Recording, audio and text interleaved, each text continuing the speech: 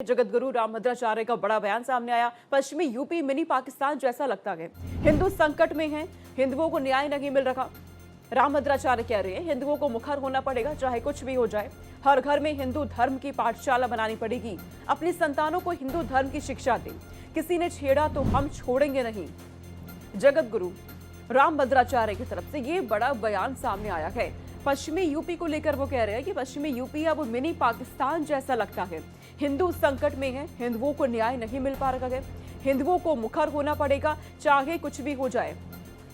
हर घर में हिंदू धर्म की पाठशाला बनानी पड़ेगी, हिंदू शिक्षा यहां देनी पड़ेगी। अपने संतानों को हिंदू धर्म की शिक्षा दे। रामभद्राचार्य की तरफ से ये बात ही कही गई है। आज हिंदुओं पर बहुत संकट है, बहुत संकट है। अपने ही देश में हम हिंदू धर्म को उतना न्याय नहीं दे पा रहे हैं। पश्चिमी उत्तर प्रदेश में आकर लगता मानो ये मिनी पाकिस्तान है, ऐसा लगता है। तो अब हमें मुखर होना है, हम ऐसा नहीं होने देंगे। तो रामभद्राचार्य की तरफ से पश्चिमी उत्तर प्रदेश को लेकर ये बात कही गई है। वो कह रहे हैं कि पश्चिमी उत्तर प्रदेश जाने पर लगता है कि जैसे मिनी पाकिस्तान बन गया हो और हम मिनी पाकिस्तान में पहुंच गए हो।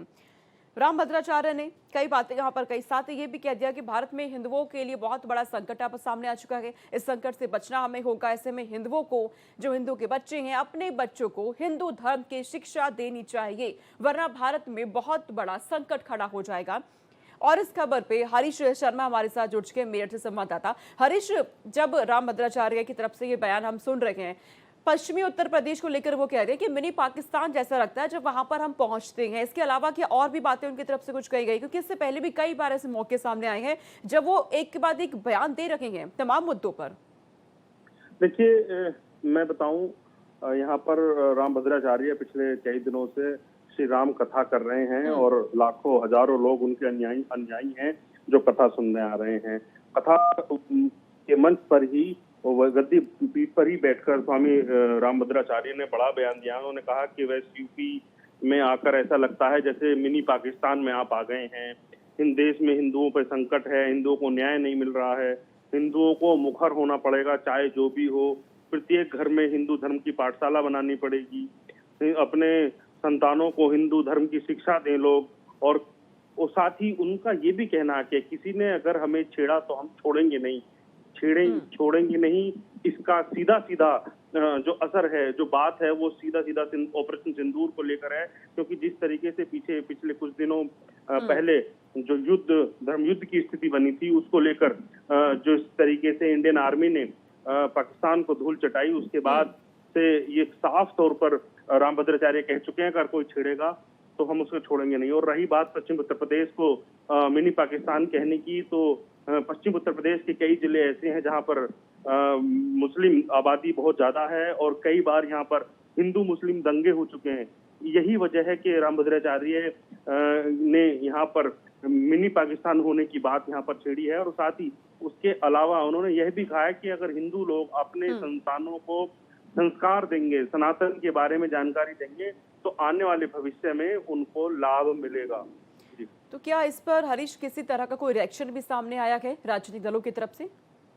देखिए, राजनीतिक दलों की तरफ से अभी क्योंकि रामभद्राचार्य का जो ऑरा है वो काफी बड़ा है। हर आदमी इनके बयानों पर बहुत टिप्पणी नहीं करते हैं नकारात्मक, लेकिन फिर भी अभी संभावना है कि देर रात तक कोई ना कुछ पॉलिटिकल रिएक्शन जरूर आएगा।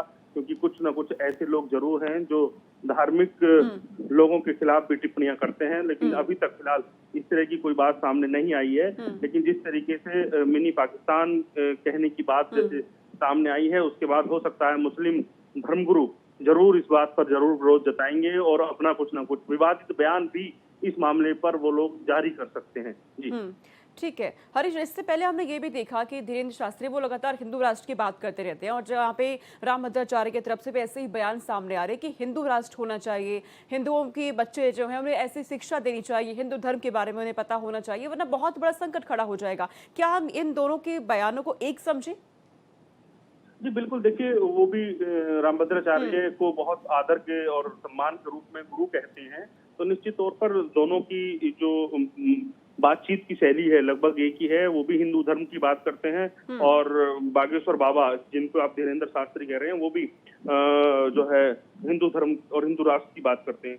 तो निश्चित तौर पर जिस तरीके से देखा जाए, क्योंकि पिछले कुछ दिनों में आपने कई इलाकों में ऐसा देखा होगा कि जहां पर हिंदू मुस्लिम जो है तनाव की खबरें आई, उसके बाद जिस तरीके से हिंदू जहां मुस्लिम आबादी ज्यादा है और हिंदू कम है, वहां पर हिंदुओं के साथ कुछ न कुछ अप्रिय घटनाएं ज्यादा बढ़ी हैं। उससे आहत होकर ऐसे में धार्मिक गुरु जो है हिंदू लोगों को समझाने के पक्ष में आए हैं। हालांकि इसको कोई विरोधात्मक भाषा में नहीं देखना चाहिए, उनका साफ तौर पर ये कहना है, क्योंकि कि जिस तरीके से जहां इसका मोटा मोटा उदाहरण आप लबू लबाब में ऐसे समझिए कि जहां मुस्लिम इलाके हैं वहां पर हिंदुओं की आबादी कम है, तो ऐसे में उनका कहना यह है सिर्फ कि अपनी संतानों को, अपने लोगों को सनातन के बारे में, हिंदू धर्म के बारे में बताएं, ताकि चीजें सुदृढ़ हो सके और आपस में जो दोनों धर्मों के बीच में जो दूरी आई है उसको कम किया जा सके और हिंदू धर्म आगे बढ़ सके, क्योंकि हिंदू धर्म और सनातन धर्म